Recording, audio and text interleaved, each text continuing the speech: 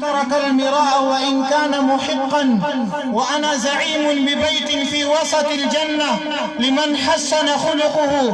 پیارے حضور صلی اللہ علیہ وسلم فرماتے ہیں میں ایسے مومن کے لیے جنت میں گھر کا ضامن ہوں. کس کے لیے یا رسول اللہ؟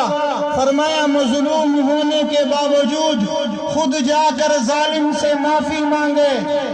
بے بس تھا، مجبور تھا، اگلے نے ظلم کیا، غلطی کی، معاشرے والے نے منع کیا صلح نہ کرنا، اس نے تجھ سے زیادتی کی، اس نے دل میں سوچا، احساس پیدا ہوا یار ظلم ہوا، زیادتی ہوئی، لیکن پھر بھی انسان ہے، میرے حضور کا امتی ہے، میرا مسلمان بھائی ہے، جا کر گیا، گھر معافی مانگی، معاشرے والے کہیں گے ناک کٹوا دی، برادری والے کہیں گے ناک کٹوا دی، بے عزتی کروا دی. پیارے حضور نے فرمایا کل جب ساری خلقت جمع ہو، ساری مخلوق جمع ہو، میں اس شخص کو بلاؤں گا اور اس کو یہ عزت واپس کر کے دلواؤں گا. تو میرے عزیزوں سب سے ہاتھ جوڑ کر گزارش، خدا را اگر کسی کے ساتھ نہیں بولتے تو صلح کر لو. میں نے حدیث سنائی ہے، خدا را صلح کر لو.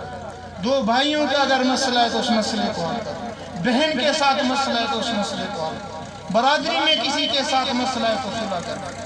پیارے حضور کی ضمانت میں آ جاؤ.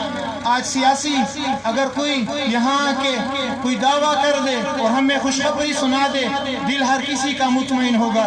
ایم پی اے صاحب نے، ایم این اے صاحب نے، وزیر اعلیٰ صاحب نے یہ خوشخبری سنائی، یہ روڈ بنوائیں گے، یہ کام کریں گے، ہر خوش.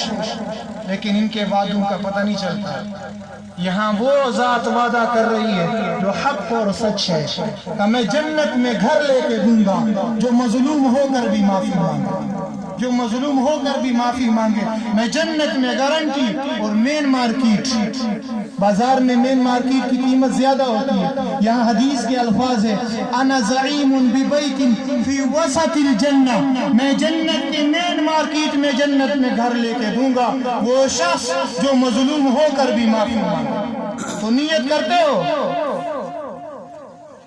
اللہ پاک ہم سب کو ان باتوں پہ عمل کرنے کی توفیق عطا فرمائے. اور میرے عزیزوں اللہ پاک آپ سب کو اپنے شان اجر نصیب فرمائے. یقیناً آپ لوگوں کو دکھ تھا، ان بھائیوں کے دکھ میں آپ شریک ہوئے، تسلی ہے ان کے لیے، بہت بڑا صدمہ ہے. اللہ پاک ان لوگوں کو صبر جمیل عطا فرمائے. مرحوم کی اللہ پاک کامل مغفرت فرمائے، جنت الفردوس میں اعلیٰ مقام نصیب فرمائے. میرے عزیزوں مسلمانیت نام احساس کا ہے، یہی احساس